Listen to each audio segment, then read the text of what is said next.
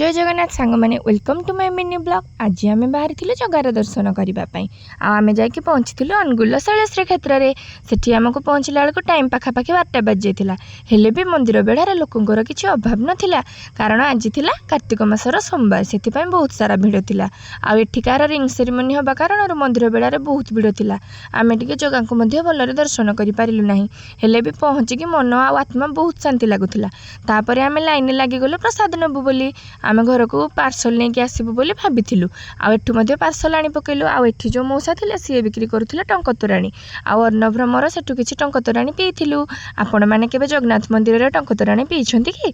मु तो बहुत पीजी, कारण कॉलेज टाइम रे मु डेली आसिक टंक तोराणी पीए। तापर आम कम सरीगला, आम बाहरिलु घर को आसिला परे मो फास्ट स्वामी आ अर्णव को आमर प्रसाद दे देथिली, कारण से माने बहुत भोकिला थिले। आज सोमवार जेहेतु थिला प्रसाद टिके खाइकी बहुत शांति लगिला। तापर आम सासु बहु बसी जाइथिलु अन्न सेवन करने।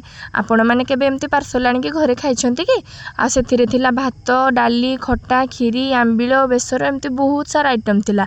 आ बहुत स्वादिष्ट मध्य थिला।